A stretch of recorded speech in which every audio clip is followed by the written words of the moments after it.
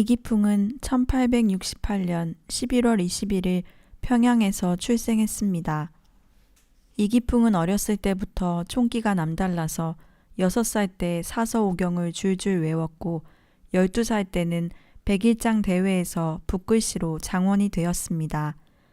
이기풍은 아버지를 닮아 성품이 괄괄하였는데 나이가 들면서 더욱 혈기가 왕성해져 사나운 기운을 발휘하기 시작하였습니다. 술은 물론이요, 박치기의 명수로서 이기풍하면 아무도 당해낼 자가 없었습니다. 하루는 이기풍이 거나하게 술이 취해서 건들거리며 평양성 거리를 활개를 저으며 걸어가고 있었습니다. 이렇게 얼큰한 기분으로 한놈 붙들고 박치기라도 하면 속이 풀릴 것만 같았습니다. 그때 기풍의 눈에 평양 좌수의 행렬이 보였습니다. 그는 다가가 좌수의 다리를 덥석 쥐고 확 끌어당겨 땅에 집어 던졌습니다.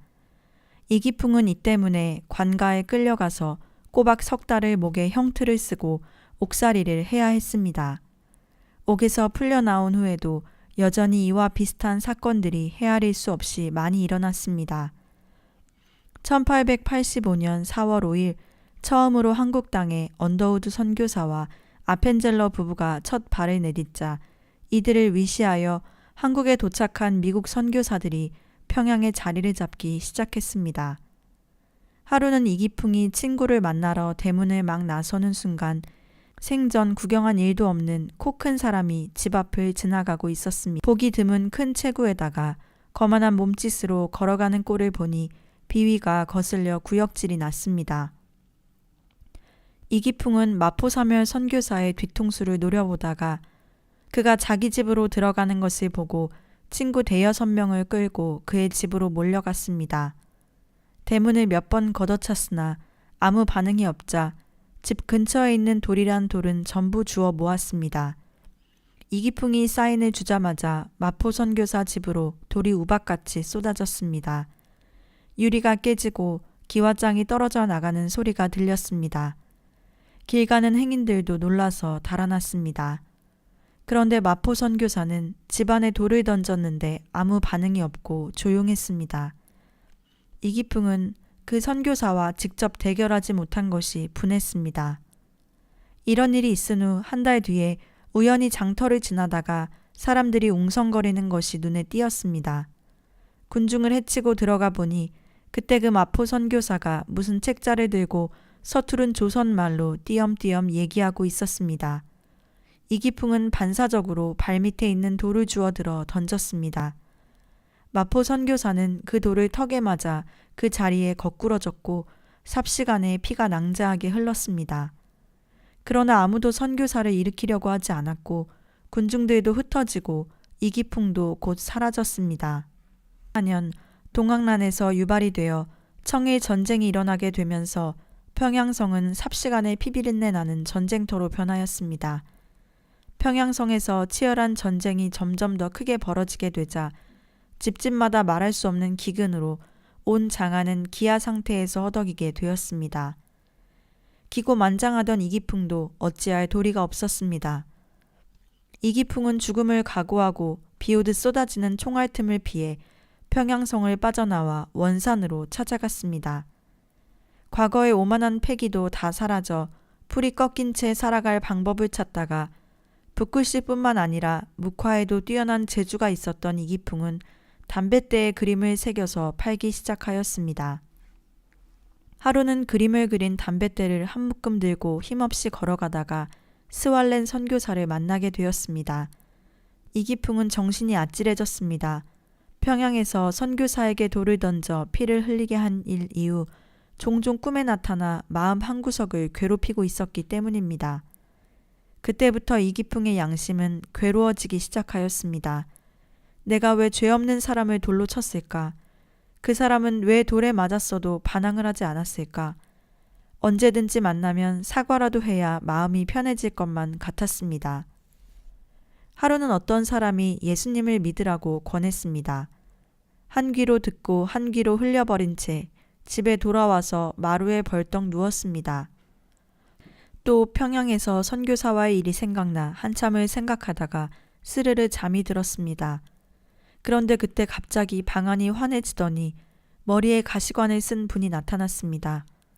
너무나도 눈이 부셔서 쳐다볼 수도 없었습니다. 기풍아, 기풍아, 왜 나를 핍박하느냐? 너는 나의 증인이 될 사람이다.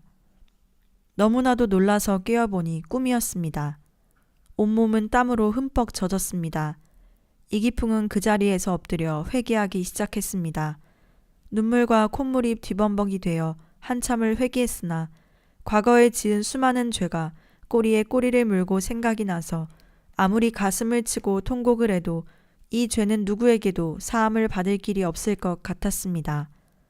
이기풍은 전에 예수님을 믿으라고 권하던 자의 집에 헐레벌떡 달려갔습니다. 그분은 외양간에서 소에게 여물을 주다가 반색을 하고 반가이 맞아주었습니다. 이기풍은 잠깐 숨을 돌리고 꿈 이야기를 비롯하여 자신의 죄에 대한 고민을 솔직하게 낱낱이 고백하였습니다.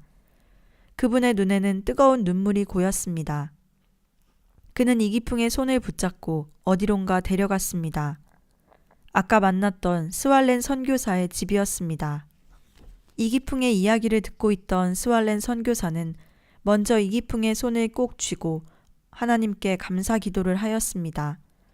그리고 나서 서투른 조선말로 분명히 당신을 예수님이 귀하게 쓰실 징조요. 당신 죄는 예수님이 다 사하여 주셨소. 기뻐하시오. 라고 말했습니다. 이기풍은 스왈렌 선교사의 얼굴을 보자 자신이 괴롭혔던 마포사멸 선교사 생각이 나서 어린아이처럼 땅에 주저앉아 엉엉 울었습니다. 그리고 과거 자신이 지은 죄를 눈물로 고백하며 회개하고는 그리스도인이 되기로 맹세하였습니다. 1896년 이기풍은 스왈렌 선교사에게 세례를 받고 그 후부터 전적으로 달라졌습니다. 동만 트면 나가서 전도하는 것이 하루 일과였으며 완전히 예수님께 미쳐버렸습니다. 어떻게나 열심히 전도를 하고 다녔는지 하루는 거처하고 있는 집주인에게서 쫓겨나게 되었습니다. 하지만 그것이 문제가 아니었습니다. 영원한 지옥에서 형벌을 받을 수밖에 없었던 죄인이 하나님의 은혜로 구속함을 입은 감격으로 그의 가슴은 성령의 불로 활활 타오르고 있었습니다. 1898년부터 1901년까지 기풍은 스왈렌 선교사와 함께 황해도와 관북지방을 돌며 전도 사업을 펼치기 시작했습니다. 기풍은 선교사를 따라 아침부터 저녁까지 온 고을을 돌며 예수님을 전하는 일을 했습니다. 토속신앙과 유교사상에 물든 사람에게 서양의 예수님을 이해시킨다는 것은 쉽지 않은 일이었습니다. 전도를 하던 어느 날 기풍은 김구의 어머니를 알게 되었고 기풍은 비록 자신보다 한참 손 아래지만 김구와 금세 친한 사이가 되었습니다. 김구의 가슴은 오로지 나라 걱정으로 가득 차 있었습니다. 기풍도 점점 김구의 민족애에 빠져들게 되었습니다. 안창호, 안중근 등 민족의 앞날을 걱정하는 여러 동지들과 가깝게 지내며 우정이 깊어갔습니다. 스왈렌 선교사는 기풍은 하나님이 선택하신 사람이라며 전도 사역에 매진하자고 하였으나 벼랑 끝에 선 나라의 상황을 보고 가만히 있을 수도 없는 노릇이었습니다. 그러다가 김구가 미우라 중장을 죽이려다 다른 사람을 죽이고 사형을 선고받게 되는 일이 있었습니다.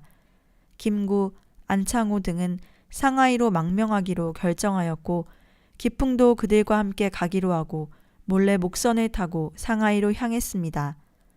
그런데 배 위에서 이상한 일이 일어났습니다.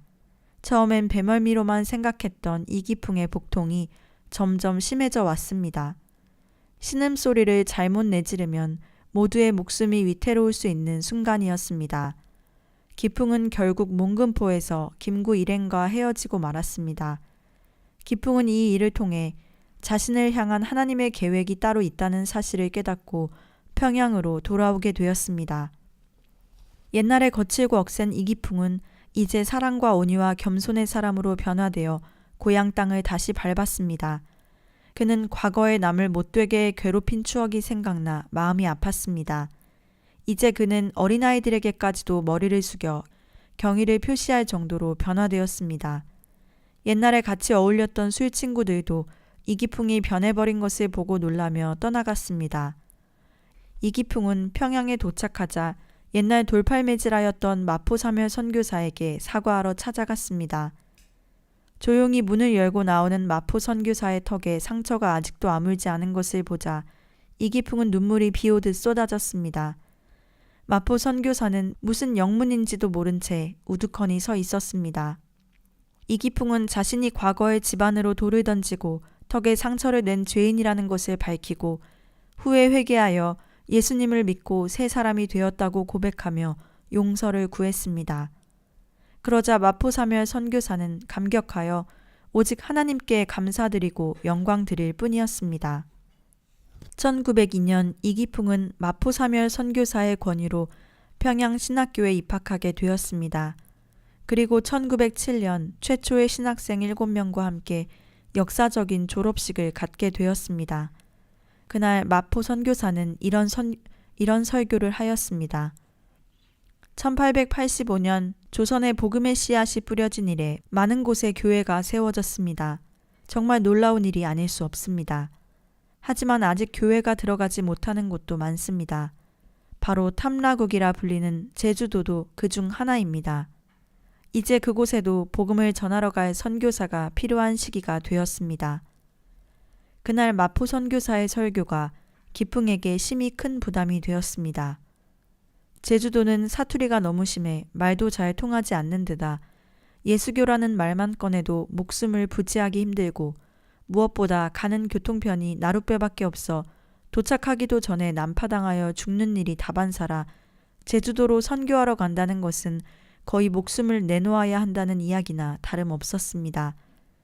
이제 결혼하지 얼마 안 된 기풍이 생면부지에 오지로 간다는 것은 몹시 두려운 일이었습니다. 그러던 중 졸업생들이 모여서 대화할 때 졸업생 중 하나이자 기풍과 친분이 깊은 길선주 장로가 입을 열었습니다. 우리가 이미 세워진 교회에 가서 사역을 하는 것도 의미가 있지만 우리 중 한 사람은 선교사님들의 역할을 감당하는 것도 더 의미가 있을 듯 합니다. 서양의 선교사님들이 조선에 와서 헌신한 덕분에 이 땅에 교회가 세워졌으니 제주도의 외국 선교사가 아닌 우리가 직접 선교사를 파송하는 것은 당연한 일일 것입니다. 그때 이기풍은 마포 선교사의 일그러진 턱이 떠올라 그의 마음이 요동쳤습니다. 그리고 오른손을 번쩍 들어올려 말했습니다. 내려가겠수다. 모두들 기풍의 결단에 대단하다며 박수를 쳐주었습니다. 그러나 돌아오는 길에 기풍의 마음에는 두려움이 밀려들기 시작했습니다. 그는 후회와 절망이 뒤섞인 마음으로 아내에게 겨우 입을 열었습니다. 제주도로 선교를 간다고 자청했는데 부인과 아이 생각을 못했다고, 아무래도 실수한 것 같으니 내일 가서 못 간다고 말해야겠다고 하였습니다. 그때 부인 유남의 사모는 말했습니다. 우리가 안 가면 누가 불쌍한 영혼을 구하겠어요. 두말 말고 속히 떠납시다. 그날부터 부인 조력회를 위시하여 온 평양 성내의 교인들은 제주도에 선교하러 가는 이기풍 목사 가족과 그 선교 사업을 위하여 새벽마다 기도하였습니다.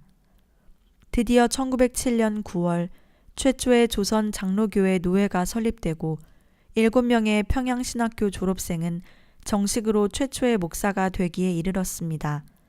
이 자리에서 마포사멸 선교사는 기풍이 제주도 선교사로 가기로 결정되었다는 보고를 하였습니다.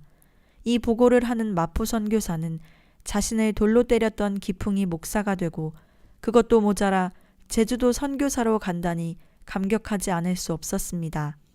1908년 1월 11일 장대현 교회는 수많은 사람들로 가득 메워졌습니다. 이기풍 목사와 가족들은 고향을 등진 채 조그마한 목선을 타고 제주도로 향했습니다. 몇 번이나 큰 풍랑을 만나며 간신히 군산항을 거쳐 겨우 목포에 다다르게 되었습니다. 목포에 오자 이기풍은 아내를 남겨두고 먼저 제주도에 들어가서 살펴보고 집도 준비해놓고 나서 데려가기로 했습니다. 그러나 목포에서 떠날 때는 곧 기별하겠다고 약속하고 갔지만 한 달이 지나도 아무 소식이 없었습니다. 그러던 중에 제주도로 가던 배가 난파되었다는 소식이 들려왔습니다. 윤함의 사모는 그때부터 식음을 전폐하고 골방에서 기도를 드렸습니다. 한 달여 후에 반가운 소식이 들려왔습니다. 배가 난파하여 모든 사람들이 물에 빠져 죽었으나 이기풍 목사는 헤엄을 쳐서 추자도에 상륙하여 겨우 목숨을 구했다는 소식이었습니다.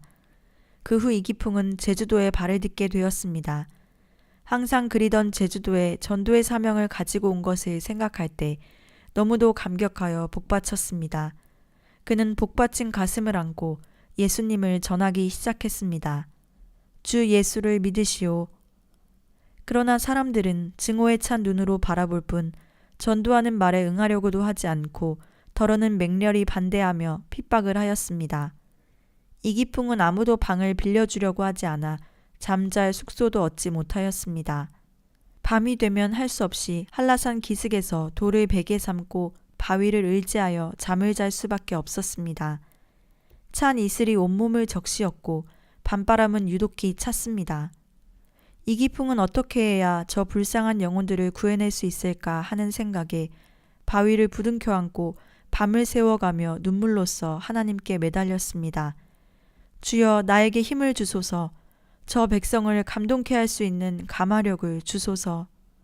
기풍은 다시 힘을 내어 전도하기 시작했습니다. 그러나 좀처럼 복음을 받아들이지 않자 기풍은 또다시 지쳐갔습니다. 무엇보다 아무도 밥을 주지 않아 냇물과 풀뿌리로 연명하고 있었기에 배고픔의 고통이 견디기 힘들었습니다. 그렇게 아무 데서나 잠을 자고 제대로 먹지 못한 채 며칠을 돌아다니다가 금성리란 곳의 해안가를 지나게 되었습니다. 때마침 해녀들이 보여 그들에게 밥을 얻어먹을 생각으로 다가가는데 곧 힘이 없어 쓰러지고 말았습니다. 기풍이 정신을 차렸을 땐 웬 해녀가 기풍을 바라보고 있었습니다. 기풍은 다시 살아난 것보다 제주도 사람과 이야기를 나눌 수 있다는 사실이 기뻤습니다. 당신이 내 목숨을 살려주셨지만 이제 제가 당신의 생명을 살릴 차례입니다. 기풍은 해녀에게 그간 자신이 겪은 이야기를 하며 예수님을 전했습니다. 놀랍게도 해녀는 예수님을 믿겠다고 하였습니다. 제주도에서 거둔 복음의 첫 열매이었습니다. 어느 날 기풍이 한 장터를 지나다가 그가 서울에서 전도하여 예수님을 믿게 했던 김재원이라는 사람을 만나게 되었습니다. 기풍이 가장 어려움에 빠져 있을 때 김재원을 만나니 천군 만마를 얻은 듯 기뻤습니다. 기풍은 그로부터 제주도 사정 이야기를 들을 수 있었습니다.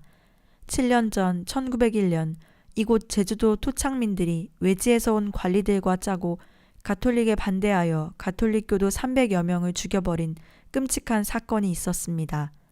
이후로 제주도에서는 예수님을 믿으면 목이 달아난다는 소문이 삽시간에 퍼졌고 그래서 기풍에게 그리 적대적이었던 것이었습니다. 김재원은 지쳐있던 이기풍의 손을 꼭 잡으며 김행권, 홍순홍 두 사람을 소개해 주었습니다. 김행권이란 사람은 기풍이 거처할 집을 마련해 주었고 그 집에서 첫 예배를 드릴 수 있었습니다. 그리고 살 집이 마련되니 가족들도 데려올 수 있었습니다. 그 후 기풍은 박영효 대감도 알게 되었습니다. 그는 제주도에 유배를 온 처지였으나 기풍과 고향이 같고 예수님을 믿는 사람이었습니다. 또한 20년 전 마포사멸 선교사가 한국으로 오는 길에 만난 첫 한국인이었습니다. 기풍은 여러 가지 통로로 다시금 힘을 얻고 전도 여행에 나섰습니다. 산기슭이나 마국간 등에서 닥치는 대로 잠을 잤고 음식도 제대로 먹지 못한 채 그렇게 전도 여행을 다녔습니다. 그러나 수개월을 다녔는데도 어쩐 일인지 예수님을 믿겠다고 나서는 사람이 단 한 명도 나타나지 않았습니다. 이기풍은 낙심에 빠져들기 시작했습니다. 거기다가 200명의 사람들이 이기풍을 죽이기로 작정했다는 소리를 듣게 되었습니다. 그날 밤 기풍은 아내와 아이를 붙들고 밤새 한숨도 자지 못했습니다. 다음 날 건강에도 이상이 왔습니다. 몸에 힘이 들어가지 않고 가눌 수가 없었습니다. 기풍은 하나님이 원망스러웠습니다. 전도고 뭐고 다 포기한 채 제주도 선교를 포기하고 싶은 마음에 결국 마포사멸 선교사에게 평양으로 가고 싶다는 편지를 썼습니다. 기풍은 편지를 보낸 지 2달여 만에 답장을 받았습니다. 편지는 잘 받았습니다. 그런데 당신이 내 턱을 때린 흉터가 아직 아물고 있지 않으니 이 흉터가 아물 때까지 더욱 분투 노력하시오. 나의 흉터가 없어지면 그때 오도록 하시오. 기풍은 그 편지를 보고 대성통곡을 하며 회개하였습니다. 다시 이기풍의 마음에 새 희망과 기쁨이 샘솟기 시작했습니다. 그리고 전도하기 시작했습니다. 이기풍은 사람들을 만나서 사귀며 대화하기 위해 일할 때 입는 바지를 늘 싸가지고 다녔습니다. 처음에는 일을 도와주러 왔다는 핑계로 며칠 동안 열심히 일을 하다가 서로 낯이 익고 친해지면 비로소 예수님에 대한 이야기를 꺼내기 시작하였습니다. 농부들은 복음을 받아들이지는 않았지만 이를 도와주니 대적하지 않았습니다. 그러던 어느 날 마을에 큰 홍수가 나서 농작물은 물론 가축들까지도 떠내려갔습니다. 기풍이 상황을 살피러 갔을 때 사람이 물살에 떠내려가고 있었습니다. 그때 기풍은 목숨을 걸고 뛰어들어가 5사람을 살려내었습니다. 그날 이후로 사람들의 태도가 변하기 시작했습니다. 그러나 여전히 침을 뱉고 돌을 던지는 이들도 있었습니다. 이기풍 목사는 그럴 때마다 자신이 던진 돌에 맞았던 마포사멸 선교사를 생각하며 참아냈습니다. 하루는 정신이 이상한 사람이 길에서 뛰어다녀 이기풍은 그를 집에 데리고 왔습니다. 이 사람은 도둑질을 잘하는 사람인데 아무리 쇠사슬로 묶어놓아도 어느 틈에 풀고 도망가기가 일쑤였습니다. 이기풍 목사는 이 사람을 묶어놓고 기도하기 시작했습니다. 평소 같으면 금방 도망쳤을 텐데 그는 도망을 가지 못하고 엉거주춤하다가 푹 주저앉았습니다. 왜 도망을 못 가냐고 묻자 언제나 자신의 대장이 자기 발에 묶인 쇠사슬을 풀어주었는데 오늘은 천군천사가 긴 창을 들고 이 집을 둘러싸는 통에 대장이 못 들어오고 있다는 말을 하면서 담을 가리키며 대장이 담에 걸터 앉아 있는 것이 보이지 않냐고 손짓으로 가르쳤습니다. 물론 이기풍과 유남의 사모의 눈에는 그 마귀가 안 보였습니다. 그때부터 이기풍 목사와 아내는 식음을 전폐하고 힘을 다해 기도하였습니다. 그날 밤이 깊었을 때 갑자기 그의 입에서 개거품을 내고 거꾸러지더니 축 늘어져 버렸습니다. 한참 만에 자다가 일어난 사람 모양 정신을 차리더니 일어났습니다. 이후 그는 예수님을 믿고 집사가 되었습니다. 이 일이 있게 되자 예수교 목사가 병을 고친다는 소문이 온 제주도 내에 쫙 퍼졌습니다. 교회로 환자가 밀어닥치기 시작하였습니다. 하루는 어떤 정신이 이상한 처녀를 부모가 2손을 묶어서 데리고 왔습니다. 이 처녀는 언제나 발가벗은 채 춤을 추며 길을 다녔습니다. 경찰서에도 몇 번이나 붙들려 갔습니다. 이 여성 또한 이기풍 목사 밑에서 새 사람이 되어 몇 년 후에 전도사가 되어 이기풍을 많이 도왔습니다. 1909년 5월 단오날이었습니다. 제주 성안 벽마다 제주도를 악선전한 이기풍을 5월 5일에 때려 죽인다는 벽보가 이곳저곳에 붙어 있었습니다. 아무것도 모르고 있던 이기풍과 가족들은 단오날 아침 식사를 하고 있는데 갑자기 한 무리의 살기 등등한 청년들이 들이닥쳤습니다. 그 청년들의 손에는 돌멩이와 낫, 도끼 등의 무기가 들려 있었고 또 다른 손에는 한성 신문이 들려 있었습니다. 이기풍이 평양을 떠나올 때 6달 후에 제주도의 진기한 풍속을 전해주기로 약속한 적이 있었는데 이에 관한 글을 써 보내준 것이 바로 신문의 기사로 난 것이었습니다. 거기에는 길에 말똥이 아주 많이 널려 있다는 이야기, 돼지를 변소에서 기른다는 이야기, 뱀을 섬긴다는 이야기 등이 실려 있었습니다. 그런데 제주도 사람들은 그 기사가 자기들을 깔보고 수치스럽게 만들었다고 생각하며 분개한 것이었습니다. 바로 그때 제주도 사람들에게 존경받던 박영효 대감이 들어와서 청년들을 설득하기 시작했습니다. 여보게 청년들, 이분이 하신 일이 무슨 큰 죄를 지은 것도 아닌데 죽이려고 할 것이 있겠소? 제주도 풍속이 나쁘다고 인정되면 고치면 될 것 아니오. 이분은 제주도에 전도를 하러 온 목사이니 돌을 놓고 돌아가시오. 그러자 청년들은 하나둘 물러나게 되었습니다. 이기풍은 그렇게 또 한 번 위기에서 벗어날 수 있었습니다. 이 사건이 일어난 후에도 이기풍은 날마다 촉복음을 들고 나가서 전도하였습니다. 그러던 어느 날 어수룩한 차림의 중년 남성이 지나가는 것을 보고 요한복음 쪽복음을 주었습니다. 그는 신기하게 들여다보며 무슨 책이냐고 물었습니다. 그때 이기풍은 성령께서 역사하시는 것을 직감하고는 열심히 전도하기 시작했습니다. 하나님이 세상을 사랑하사 독생자를 주셨으니 이는 저를 믿는 자마다 멸망치 않고 영생을 얻게 하려 하심이니라. 요한복음 3장 16절에 있는 말씀을 설명해주며 자신의 집을 가르쳐주고는 꼭 한번 놀러오라고 당부하였습니다. 김 씨는 며칠이 지나지 않아 이기풍 목사를 찾아왔고 예수님을 믿으면 구원을 얻을 수가 있고 하나님 외에 다른 신을 섬기면 큰 벌을 받는다는 것을 배우게 되었습니다. 특히 조상에게 제사를 드리는 것이 우상을 섬기는 것이므로 예수님을 믿으려면 제일 먼저 제사를 폐하여야 한다고 알려주었습니다. 김 씨는 이 말을 듣자 제사를 지낸 것이 생각나 눈물로 통에 자복하기 시작했습니다. 그는 자신이 죄인인 것을 시인하고 모든 죄를 회개하고 나자 마음이 기쁘고 훨훨 날 것 같았습니다. 김 씨는 그날부터 날마다 성경을 읽고 기도하기 시작했습니다. 그러다 자신의 아버지의 제삿날이 돌아왔습니다. 그는 눈을 감고 기도만 하면 하나님께서 무섭게 자신을 내리치시는 환상이 보여 온몸이 떨렸습니다. 김 씨는 기도가 끝나자 벌떡 일어나 아버지를 모셔놓은 빈소 앞에 다가가서 휘장을 치우고 큰 광주리에 제기를 모두 담고 위패까지도 넣어 뒤뜰로 가 모두 태워버렸습니다.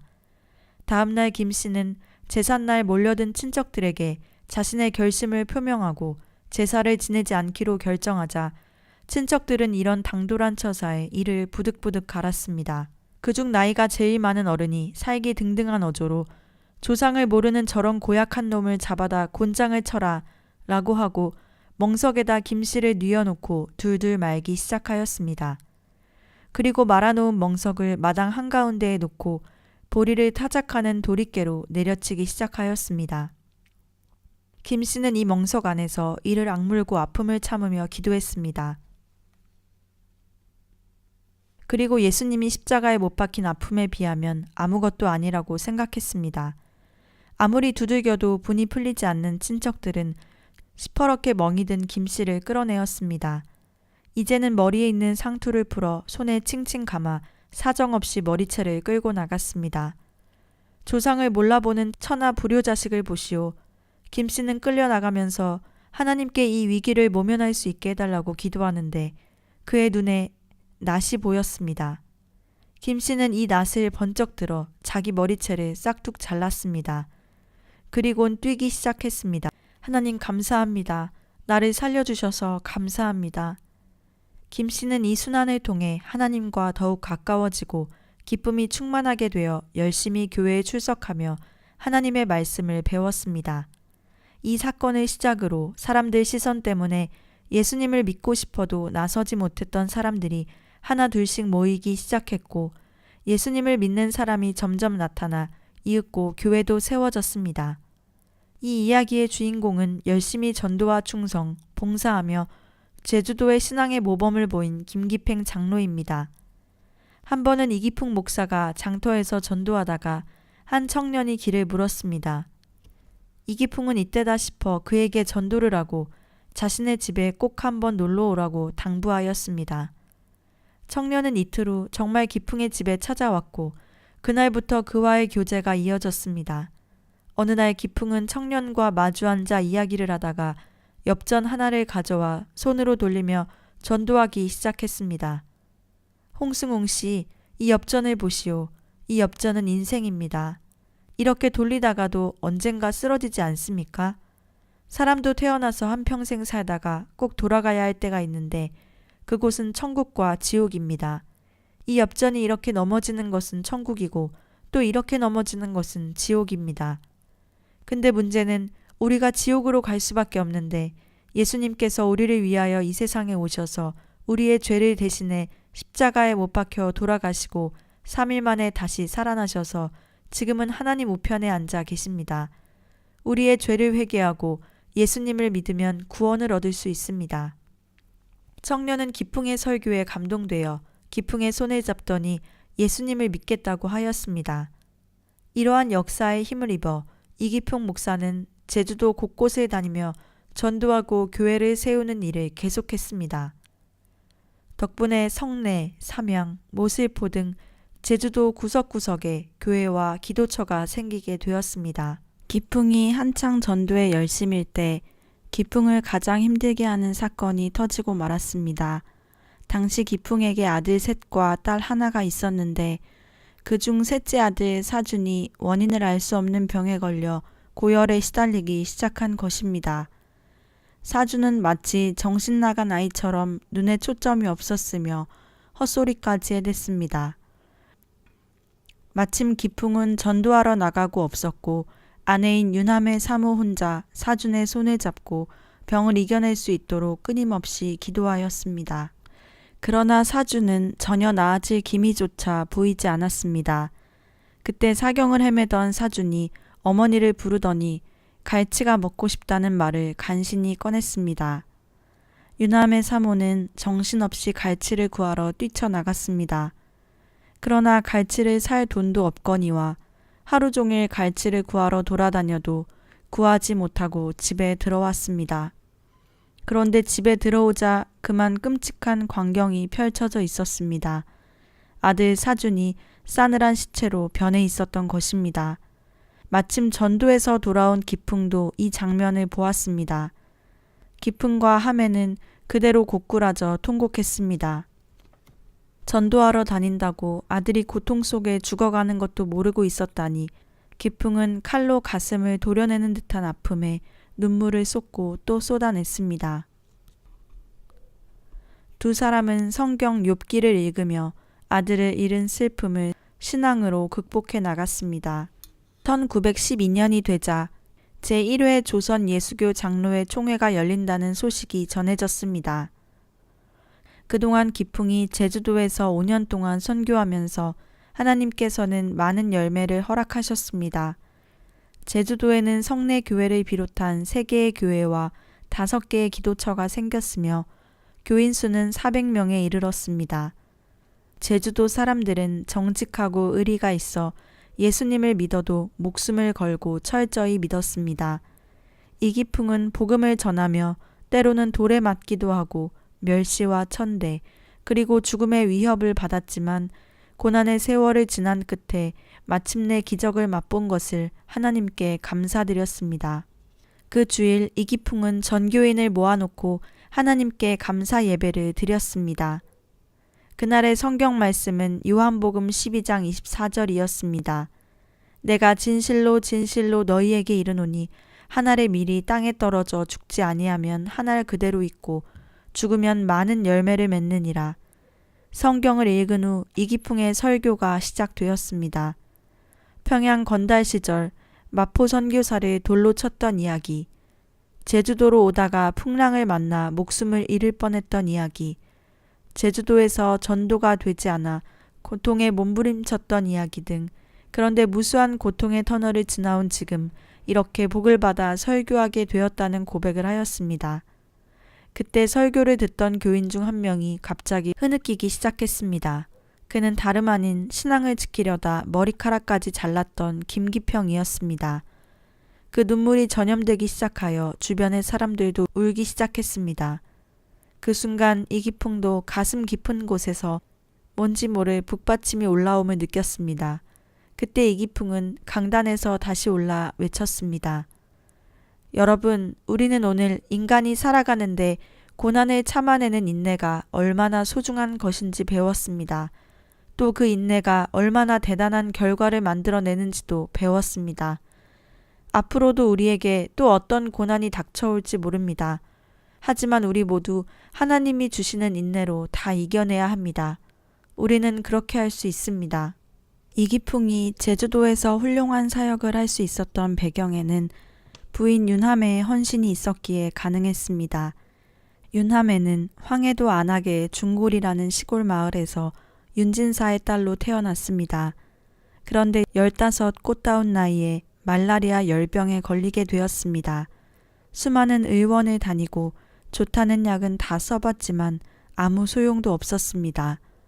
병세는 점점 더 심해져 3년간이나 계속되었습니다. 가족들은 무당에 의지하여 구판을 벌여보았으나 아무 소용이 없었고 병은 좀처럼 나을 기미조차 보이지 않았습니다. 그때 김채봉이라는 남자가 들어오더니 자신은 한양에서 왔으며 자신의 스승이 유명한 제중원에 있다고 하였습니다. 그 스승은 바로 언더우드 선교사였습니다. 김채봉은 유남해의 방에 들어서자마자 갑자기 무릎을 꿇고 기도를 하기 시작했습니다. 하나님, 이 불쌍하고 가련한 여인을 살려주시옵소서. 그렇게 며칠을 유남해의 집에 와서 기도를 하였습니다. 그러던 어느 날 김채봉이 기도를 하고 있는데 죽은 듯 눈을 감고 있던 하매의 눈이 번쩍 뜨였습니다. 김채봉은 정신을 차린 하매에게 복음을 전했습니다. 예수님을 믿으시면 죄사함을 받고 병도 나을 수 있습니다. 이후로 하매는 김채봉에게 배워 기도하기 시작했습니다. 간절히 기도한 지 2달이 지나던 때 그날도 어김없이 눈을 뜨자마자 기도를 하고 있는데 가슴이 울컥하더니 갑자기 눈물이 쏟아지며 자신의 죄를 토해내며 회개하기 시작했습니다. 바로 그 순간 갑자기 방안이 환해지더니 흰옷을 입은 사람이 나타났습니다. 그분의 몸에서는 광채가 바라고 있었고 곧 그 광채가 유남해의 머리부터 발끝까지 비춰 주었습니다. 그동안 얼어붙어 있던 하매의 몸에 불기운이 덮치면서 손발이 움직이기 시작했습니다. 너무 놀라 하매는 고개를 들어 그 흰옷 입는 분을 쳐다보려 했습니다. 그러자 그분은 사라지고 없었습니다. 그날 이후로 유남해는 기력을 회복하여 스스로 머리 손질도 하고 마당을 거닐기도 하였습니다. 유남해의 부모님은 고마움의 표시로 김채봉에게 살해를 하려 했으나 그는 한사코 거절하며 대신 하매가 일주일에 한 번 예배를 드릴 수 있게 허락만 해달라고 하였습니다. 그 후로 하매는 김채봉의 집 한쪽에 있는 예배당에서 기도하고 성경을 읽으며 신앙을 키워나갔습니다. 그런데 이상한 소문이 퍼지기 시작했습니다. 하매가 서양 귀신에 들려 남정네 집에 드나들고 있다는 소문이었습니다. 윤진사는 이 소식을 듣고 노발대발하며 예배당에 가지 못하도록 하였습니다. 그러나 예배당에 가지 못한다는 것은 하매에게 죽음과도 같은 일이었습니다. 어떻게 해야 할지 고민할 때 김채봉은 하매에게 평양의 마포 선교사를 찾아가 보라고 알려주었습니다. 유남해는 부모를 거역하고 집을 떠나자니 고민하지 않을 수 없었습니다. 그러나 자신이 사는 것이 곧 부모님을 위한 길이기도 하다는 결론을 내리고 집을 떠나기로 결심하였습니다. 집을 나온 하매는 남쪽을 향하여 걷고 또 걸었습니다. 살을 도려내는 듯한 매서운 추위도 그녀의 뜨거운 마음을 식히지 못하였습니다. 밤이면 남의 집 부엌에 몰래 들어가 아궁이 옆에서 새우잠을 잤고 허기가 져 쓰러질 것 같으면 거지처럼 밥을 빌어먹기도 했습니다. 그렇게 기력이 소진하여 쓰러진 것이 한두 번이 아니었지만 그때마다 성경책을 읽으며 다시 힘을 내었습니다. 그렇게 보름을 걷고 또 걸어 평양에 도착하였습니다. 하매의 발은 이미 퉁퉁 부어올라 더 이상 걸을 수가 없었지만 마지막 힘을 내어 마페 선교사의 집을 찾아갔습니다. 그런데 집에 들어서자마자 그만 정신을 잃고 말았습니다. 눈을 떴을 때 그녀 앞에 한없이 눈물을 흘리며 기도하는 외국인이 보였습니다. 하매는 마포 선교사에게 그간 자신의 사정을 털어놓았습니다. 그녀의 이야기를 들은 선교사는 눈물을 흘리며 대답하였습니다. 이제 이곳에서 걱정 말고 하나님을 마음껏 예배하십시오. 윤하매는 마포 선교사의 집에 한동안 기거하며 그의 일을 도왔습니다. 마포 선교사는 평양에서 선교 사역을 하고 있던 그레암 리 선교사의 양녀가 되도록 해주었고 그레암 리 선교사의 도움으로 하매는 신교육을 받을 수 있었습니다. 윤하매는 자신을 구원하신 하나님의 사랑에 감격하여 평생 결혼을 하지 않고 여전도사로 하나님의 영광만을 위해 헌신하기로 결심하였습니다. 그러던 어느 날 마포사멸 선교사가 윤하매가 거주하고 있던 선교사의 집을 방문했습니다. 마포 선교사는 조심스럽게 굳게 닫은 입을 열었습니다. 윤하매 씨, 이제 25살이 되었는데 결혼할 마음이 없습니까? 하매의 마음은 이미 굳어져 있었기 때문에 침착하게 대답하였습니다. 선교사님, 저는 결혼을 하지 않고 평생 주님의 일만 하기로 결심하였습니다. 이미 하나님께 바친 몸입니다. 대단히 죄송합니다. 마포 사멸 선교사는 더 이상 권유를 못하고 집으로 돌아갔습니다. 그런데 일주일 만에 다시 와서 급하게 윤하매를 찾았습니다. 윤하매 씨, 매우 곤란한 일이 있습니다. 평양신학교에 다니던 이기풍이라는 신학생이 제가 중매한 여인과 결혼하여 아기를 낳았는데 그만 여인이 죽고 말았습니다. 이기풍 형제는 지금 혼자 아기를 키우느라 신학 공부를 할 수 없는 처지에 있습니다. 이 문제 때문에 지난번에 윤하매 씨를 찾아왔는데 하매 씨가 좀 도와줄 수 없겠습니까? 윤하매는 어안이 벙벙하여 마포 선교사를 바라볼 뿐이었습니다. 그렇게 선교사가 떠나간 후 윤하매는 아무 일도 손에 잡히지 않았습니다. 결혼을 하지 않겠다는 결심이 흔들리기 시작하였습니다. 눈을 감고 기도를 하면 어미를 찾아 목이 메어 오는 갓난아기의 울음소리가 들려오는 듯 했습니다. 윤하매는 견딜 수 없어 금식 기도를 시작하고 3일째 되는 날 주님의 세미한 음성을 들었습니다. 하매야, 내가 이 십자가를 져야 한다. 네가 희생의 제물이 되어 이기풍이 훌륭한 주의 종이 될 수 있도록 뒷바라지를 해야 한다. 주님의 음성을 듣고 하염없이 눈물을 흘리며 이스라엘 십자가를 지고 주님의 종의 아내가 되기로 결심하였습니다. 이렇게 되어 마포사멸 선교사의 주례로 급히 결혼을 하게 되었습니다. 윤하매 사모는 이기풍 목사와 결혼하여 3남 2녀를 낳아 길렀으나 언제나 큰아들을 깨끗한 물로 목욕시킨 후 그 다음에 자신이 낳은 아들을 목욕시켰습니다. 그녀는 제주도에서 반 목사라는 칭호를 받을 정도로 이기풍 목사를 그림자처럼 따라다니며 헌신하였습니다. 윤하매 사모는 당시 신식 여학교 출신으로 의학 지식을 배웠을 뿐만 아니라 선교사들로부터 각종 처치 방법들을 두루 배웠습니다. 이렇게 배운 실력으로 각종 병으로 고생하는 사람들을 치료해 주기도 하였습니다.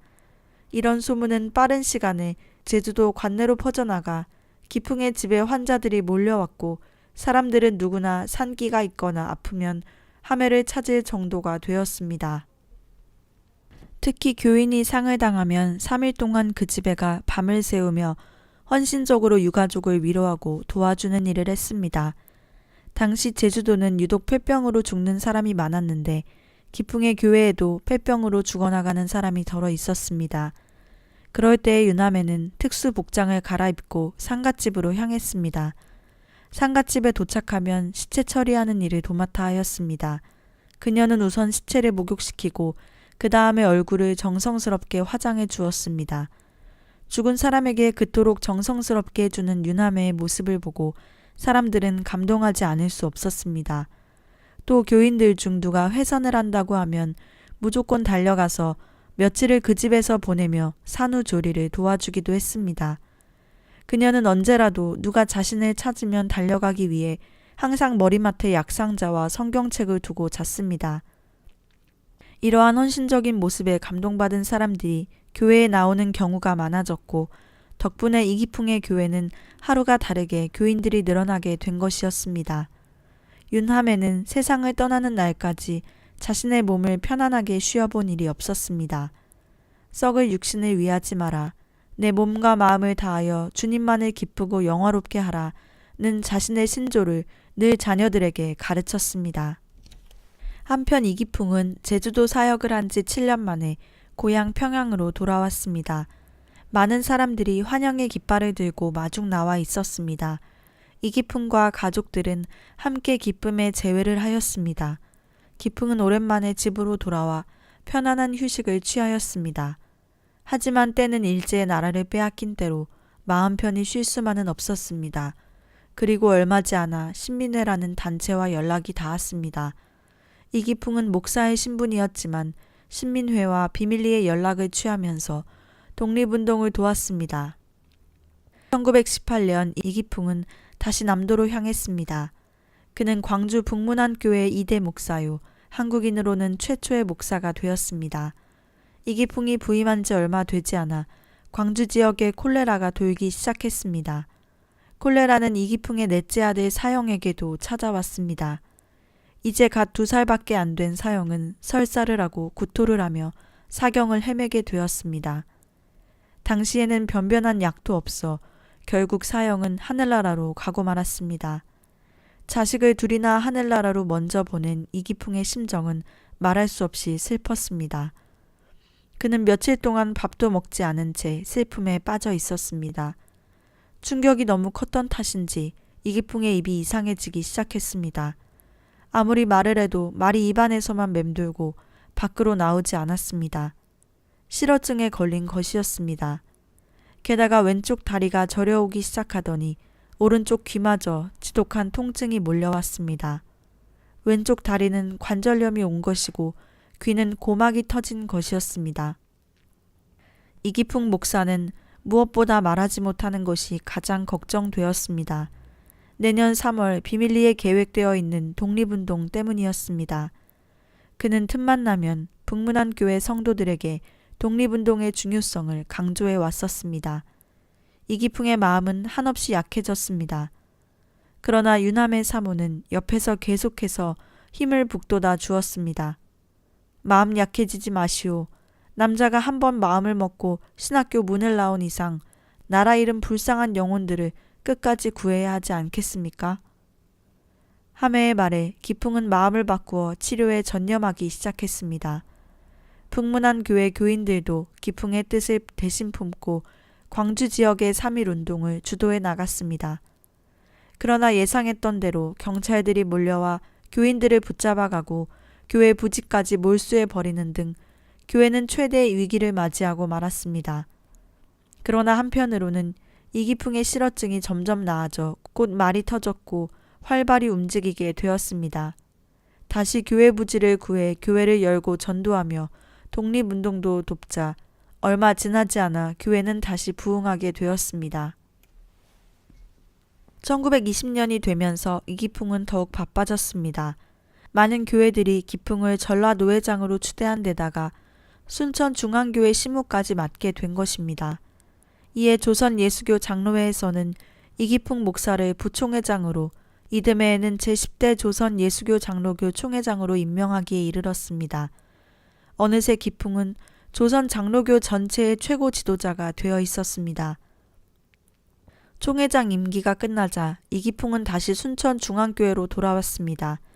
그런 가운데 하나님께서는 늦둥이 딸 이사리를 가정의 선물로 주셨습니다. 노산이었는데도 오히려 아이를 낳은 후 윤사모의 몸은 기력을 회복하였습니다. 또한 이기풍 목사에게 기쁜 일이 이어졌습니다. 교인들이 점점 불어나 20평에 지었던 교회를 800평의 대지 위에 증축하게 된 것입니다.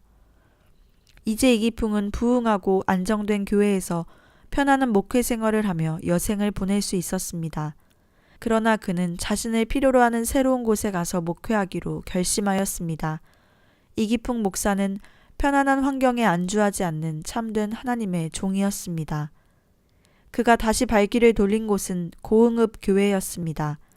고흥 지방에는 일찍이 교회가 세워졌고 2년 전에는 큰 부흥회도 경험하였다고 소문이 자자했습니다. 그러나 1924년 고흥읍 교회에 부임한 기풍은 이곳의 사정이 만만치 않음을 느낄 수 있었습니다. 거리에는 거지들이 들끓었으며 그 중에는 문둥이라고 천대받던 나환자들도 다수 있었습니다. 그도 그럴 것이 가까이에 소록도가 있었고 그곳에 나환자 갱생원이 있었던 것입니다. 이곳에서 이기풍은 평양신학교의 동기이자 각별한 사이였던 길선주 목사에게 연락을 취하였습니다. 당시 곳곳에서 신유와 기적을 일으키며 부흥사로 이름을 날리던 길선주 목사가 와준다면 커다란 도움이 될 것이라 생각했습니다. 길선주 목사는 이기풍의 부탁을 흔쾌히 승낙하여 부흥회를 인도하였는데 고흥에 수많은 사람들이 참석했고 은혜 받았습니다. 하나님의 사랑을 경험하고 조국의 암담한 현실을 가슴 아파하며 간절히 기도한 집회였습니다. 이기풍 목사는 어려운 사람들을 돕는 데 더욱 앞장섰습니다. 그는 특별히 고흥지방에 유난히 많은 거지들과 나환자들에게 관심을 가졌습니다. 아무도 거들떠보지 않고 모든 사람들이 외면하는 그들을 극진히 돌봤습니다. 하루는 유남의 사모가 길을 가는데 구걸하다가 쫓겨난 거지를 보았습니다. 유남에는 그 거지에게 다가가 밥을 사주면서 사정 이야기를 들었습니다. 하루 종일 구걸을 다녀도 밥을 얻지 못했는데 집에서 굶고 있는 딸을 생각하니 가슴이 미어진다던 거지는 더 이상 말을 잇지 못하고 울음을 터뜨렸습니다. 그 모습을 보던 하매는 그들을 보살피기로 결심하였습니다. 유남의 사모는 아침이 되면 거지들을 불러 정성껏 밥을 하여 대접해 주었습니다. 어느덧 이기풍의 집은 거지들로 들끓게 되었습니다. 거지들 중에는 나환자들도 제법 있었습니다. 코가 떨어져 나간 사람, 눈알이 골마 빠진 사람, 손이 떨어져 나간 사람, 입이 일그러져 침이 질질 흐르는 사람들에게 윤 사모는 손수 밥을 떠먹여 주었습니다. 하매는 이렇게 거지들과 환자들에게 가족처럼 밥을 해주고 대접하면서 전도하는 일도 잊지 않았습니다. 하나님은 여러분을 사랑하십니다. 용기를 내세요. 1927년 이기풍은 고흥을 뒤로 한 채 다시 제주도로 향하는 배를 탔습니다. 근 10년 만에 제주도 2차 선교를 하기 위해 다시 찾은 것입니다. 이기풍이 떠나간 후로 제주도에도 많은 교회가 생겼지만 호남 지역과 비교해보면 아직도 많은 사람들이 다른 신을 섬기고 있었습니다. 그는 자신의 눈물과 피와 땀이 밴 성내 교회를 다시 찾아갔습니다. 그런데 그들의 생활은 궁핍하고 피폐해 보였습니다. 기풍은 그들을 보며 자신의 남은 인생을 저 불쌍한 영혼들을 위해 살겠다는 다짐을 하였습니다. 이기풍은 그렇게 이곳에서 매일 새벽 제단을 지켰습니다.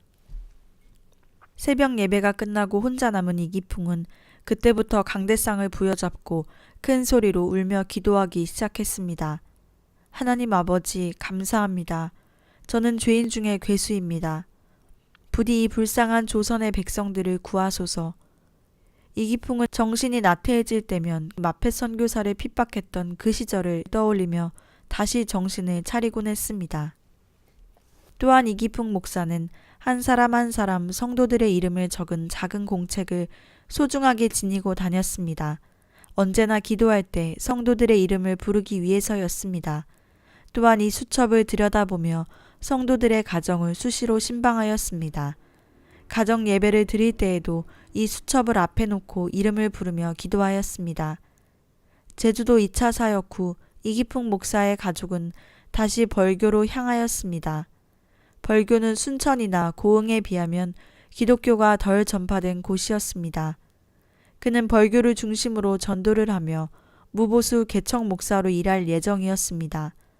그는 또다시 개척자의 고난의 길을 선택한 것이었습니다. 벌교 교회의 교회당은 초가집을 개조하여 만든 조그마한 교회당이었습니다. 목사관은 교회에서 20분 거리 산꼭대기에 있는 허술한 초가집으로 대문도 없었습니다. 이기풍은 녹이 쓸어 빠진 헌 자전거 한 대를 구입하여 평촌으로 낙성으로 나간으로 다니며 전도하였습니다. 이기풍의 교회 주변 마을에는 가난하고 어려운 사람들이 너무도 많았습니다. 부모 없는 고아들이 질비했고 돈이 없어 학교에 못 가는 아이, 눈이 먼 봉사도 있었습니다. 그는 교인들에게 어렵고 가난한 사람들을 돕는 것은 신자의 의무라는 것을 열심히 가르쳤습니다. 그렇게 연보를 모아 불쌍한 고학생들에게 학비를 보태주고 눈이 먼 아이를 맹아학교에 보내주는 일을 했습니다. 뿐만 아니라 자식이 없는 집을 가리고 어른들을 설득하여 부모 없는 고아들에게 부모를 정해주기도 하였습니다. 이기풍이 하는 일을 보고 교인들이 칭찬이라도 할라치면 어느새 이기풍은 손사래를 치며 다 하나님이 하시는 일이라며 겸손해하였습니다. 벌교읍 교회의 주일날 점심시간에는 늘 한바탕 잔치가 벌어졌습니다. 이기풍이 시골이 밖에서 온 가난한 교우들에게 점심을 대접했기 때문입니다. 이기풍은 그 중에서도 어르신들은 자신의 방에 직접 초대하여 겸상을 하곤 했습니다. 교인 중 애꾸는 할아버지라 불리는 사람이 있었는데 그는 늘 황토흙이 잔뜩 묻은 집신에다 누더기 바지를 입고 다녀 거린처럼 보이는 할아버지였습니다. 그래도 이기풍은 마다하지 않고 자신의 방에 애꾸는 할아버지를 들여 겸상으로 점심을 먹었습니다. 이기풍의 아내 유남의 사모 역시 마다 않고 정성껏 대접하였습니다. 그 애꾸는 할아버지가 가고 나면 앉았던 자리에 늘 흙이 한 줌이나 떨어져 있었지만 이기풍과 하매는 불평 한마디 하지 않았습니다. 유남의 사모의 사랑은 여기서 끝나지 않았습니다.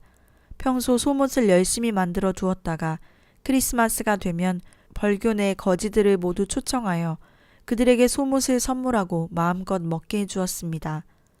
그러니 그들은 자연히 하매를 어머니 하면서 따랐습니다. 유남의 사모가 너무 나환자 거지들과 어울리자 불만을 가진 교인들도 나타났습니다. 사람들은 목사관을 문둥이 식당이라고 하며 손가락질하였습니다. 그러나 시간이 지날수록 작은 자 한 사람을 예수님과 같이 돌보는 두 부부의 사랑에 감동하였습니다. 이기풍 목사 부부의 헌신으로 벌교 지역에 온 지 3년 만에 예배드리는 사람이 300명이 넘게 되었습니다. 참으로 하나님의 은혜요 기적이 아닐 수 없었습니다. 그런데 청천벽력 같은 일이 일어났습니다. 첫째 딸 사라가 어느 날부터 배가 아프다고 신음을 하기 시작하더니 나을 기미가 보이지 않았습니다. 이기풍이 병원에 사라를 안고 갔을 때는 이미 늦었을 때였습니다.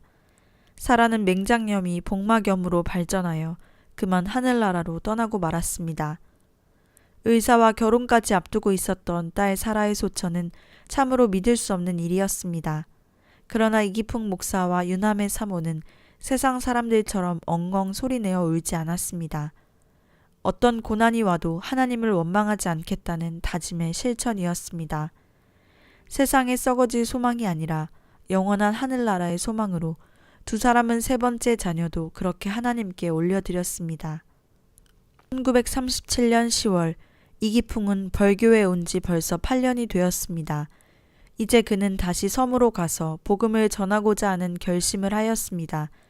10월 기풍은 이른의 노구를 이끌고 전남 여수 남면 우황리에 있는 우황리 교회에 부임하였습니다. 이기풍은 순천 노회와 상의한 끝에 우황리 교회를 기점으로 돌산, 안산 등 5개 처의 섬에 복음을 전하는 것을 목표로 삼았습니다.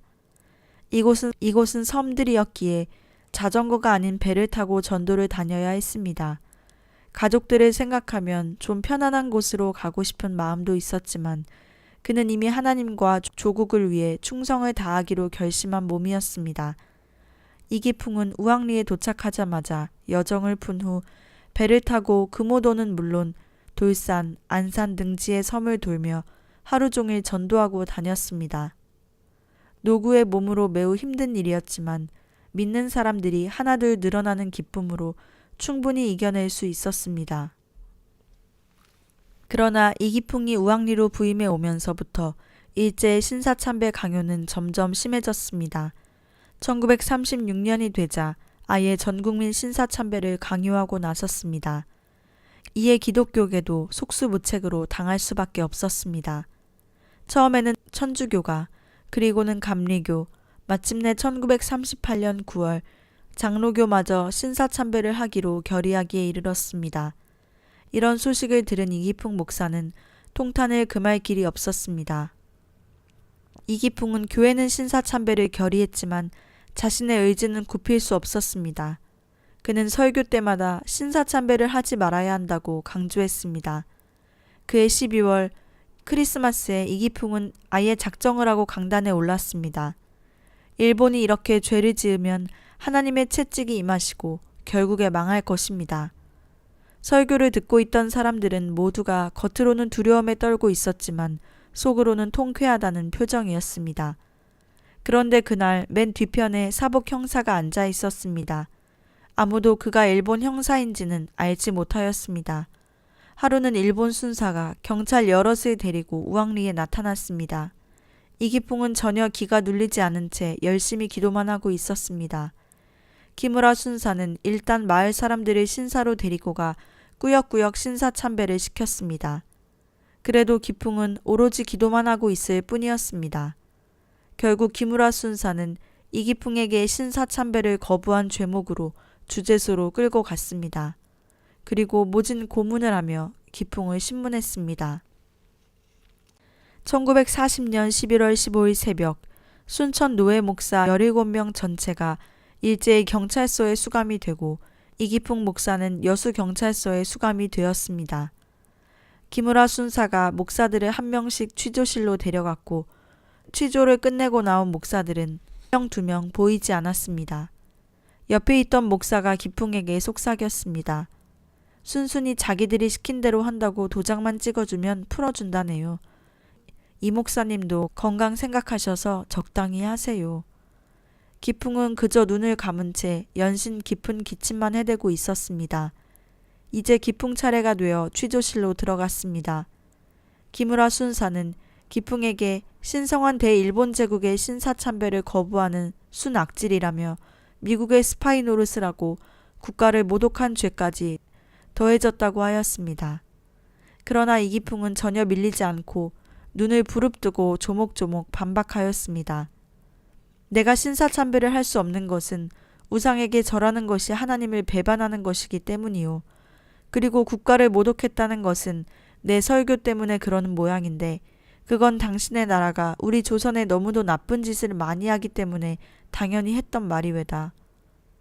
기무라 순사의 얼굴은 사색이 되었습니다. 일그러진 얼굴의 기무라 순사는 기풍에게만 따로 고문을 가하기 시작했습니다. 거꾸로 매달아 불에 지진 채찍으로 때리는가 하면 끔찍한 전기 고문을 해댔습니다. 이러한 것들은 노구의 기풍이 견뎌내기엔 극한에 가까운 것이었습니다. 하지만 이 기풍은 끝까지 기계를 굽히지 않았습니다. 그렇게 세월이 지나고 있을 무렵 여수 경찰서에 막내딸 사례가 찾아왔습니다. 사례는 경찰들에게 아버지를 만나게 해달라고 매일같이 나타나서 사정을 하였습니다. 형사는 5분간 만에 면회를 특별히 허락해 주었습니다. 이기풍은 고문 후유증으로 절뚝거리는 발을 질질 끌며 면회실로 갔습니다. 딸에게 약한 모습을 보여주기 싫었지만 이미 지병 때문에 제대로 먹지도 못하고 이빨마저 다 빠져버려 뼈와 가죽만 남은 몰골은 감출 길이 없었습니다. 딸 사례는 이기풍을 보더니 달려와 붙들고 흐느끼기 시작했습니다. 이기풍은 있는 힘을 다해 서 있으려 했지만 의지와 상관없이 털썩 주저앉고 말았습니다. 이기풍의 눈에도 눈물이 고였습니다. 사례야, 너 왜 이 아버지의 험한 꼴을 보려 여기까지 들어왔느냐. 사례는 어렵게 얻은 이 시간을 눈물을 흘리며 있을 수 없었습니다. 가져간 보자기를 풀어 준비해온 속내의와 솜 저고리를 갈아입혔습니다. 저고리 밖으로 드러난 앙상하게 마른 몸이 사라의 마음을 저미게 했습니다. 또한 조그만 성경책을 전해주고는 집에서처럼 열심히 몸을 주물러 드렸습니다. 아버지 이기풍 목사의 몸은 산송장과 같이 차가웠습니다. 이기풍의 눈에서는 하염없이 눈물이 흘러내렸습니다. 기풍은 마지막 힘을 내어 사례에게 말했습니다. 사례야, 절대 우리가 받는 고난을 원망하지 말아라. 이 애비는 잘 참고 있단다. 하나님이 기뻐하실 거야. 그리고 우리 조국은 반드시 독립할 거야. 그들을 지켜보는 김형사의 눈가도 촉촉해졌습니다. 일제 말기로 치닫던 1942년 이제 이기풍은 75의 나이로 접어들고 있었습니다. 이곳에 수감된 지도 2년이 훌쩍 지났습니다. 그 사이 건강은 더욱 나빠졌으나 기도는 하루도 빠뜨리지 않았습니다. 어느 날부터는 작심을 하고 식음을 전폐한 채 하나님을 부르짖으며 기도하기 시작했습니다. 그러다 보니 기풍은 점점 뼈와 가죽만 남은 시체와 같은 몰골로 변해갔습니다. 울부짖으며 기도하다 쓰러지는 일이 다반사로 일어났습니다. 그래도 그는 취조를 당할 때마다 나는 죽어도 일본 귀신한테 절할 수 없다. 너희들이 지금 총을 쏘아 죽인다고 해도 나는 하나님 외에 다른 신을 섬길 수 없다. 고 하며 완강히 거부하였습니다. 이에 여수경찰서의 간부들은 노심초사하기 시작했습니다. 만약 한국 기독교계에 이름난 인물인 이기풍 목사가 고문 때문에 죽었다는 소문이 퍼지면 자신들이 곤란해질 수도 있었습니다. 무엇보다 당시 고령자를 고문하는 것은 법으로도 금지되어 있었는데 이를 어긴 것이 걸리기도 했습니다. 결국 회의 끝에 여수경찰서 간부들은 이기풍을 광주 형무소로 옮기기로 결정하고 그 전에 기력을 회복시키기 위해 잠시 가석방을 해주기로 결정했습니다. 하지만 이기풍은 아직 풀려나지 못한 목사들도 많은데 혼자서 살자고 나갈 수 없다며 거절하였습니다. 순사들은 안 나가겠다고 저항하던 이기풍을 끌고 경찰서 밖으로 내동댕이 쳤습니다. 그렇게 하여 3년 만에 지옥 같은 감옥을 나가게 되었습니다. 우왕리로 돌아왔지만 이기풍은 꼼짝을 못하고 누워 있어야 했습니다. 그는 병석에 누워서 이렇게 말하였습니다. 1907년 같이 평양신학교를 졸업한 6 동지들은 나보다 먼저 하늘나라로 올라가서 내가 오기를 기다리고 있을 거야. 내가 해방을 보고 천국에 가려고 기도를 했지만 이렇게 쇠약해졌으니 아마 못 보고 가겠지. 그리고 자신만 먼저 풀려나오게 됨을 분하게 여기며 경찰서에 두고 온 목사들을 위해 죽는 날까지 담대한 믿음과 변치 않는 신앙을 주시라고 끊임없이 기도하였습니다. 1942년 6월 13일 주일 이기풍은 양쪽의 부축을 받으며 우왕리 교회에서 마지막 성찬식을 거행하고 설교하였습니다. 그는 마지막 설교에서도 성도들에게 하나님 외에 다른 신을 섬기지 말라고 하였습니다. 아이들에게까지도 뒷산에 있는 신사에 가까이 가서 놀다가 혹시라도 신사에 가서 절하는 일이 없도록 신신당부를 하였습니다. 이기풍은 그로부터 일주일 뒤 6월 20일 주일 새벽 하나님의 부름을 받았습니다. 그날 우왕리 교회에는 이기풍 목사의 죽음을 슬퍼하는 성도들의 목소리가 하늘 높이 울려 퍼졌습니다. 그리고 1959년 9월 29일 대한예수교 장로회가 대전에서 모이게 되었습니다. 그때 초대 목사 부인 중 생존해 있는 사람은 윤함의 사모밖에 없었습니다. 총회에서는 한국 선교 75주년을 기념하여 이기풍 목사와 부인 및 가족에게 감사장을 주었습니다. 윤함의 사모는 이기풍 목사의 뒷바라지를 하며 사람들에게 산 예수, 믿음의 어머니 등으로 불렸습니다. 그녀는 이러한 유언을 남겼습니다. 세상과 짝하지 마라. 5분 이상 예수님을 잊지 마라. 열심히 교회 봉사를 하라. 상대방이 내 인격을 어떠한 방법으로 무자비하게 짓밟고 천대와 멸시를 하더라도 십자가에 매달리신 예수님만을 바라보며 끝까지 참아라. 내가 세상을 떠난 후에 심판대에서 예수님께서 판가름을 해주실 것이다. 신자의 무기는 감사와 인내와 사랑과 겸손이다. 감사는 축복을 열고 닫는 자물쇠이기 때문이다. 그리고 85세의 나이로 이기풍 목사의 뒤를 밟아 하늘나라로 갔습니다. 이기풍 목사 그리고 윤함의 사모 두 분의 삶과 신앙은 한국교회 개척 역사에 길이 남을 소중한 유산입니다.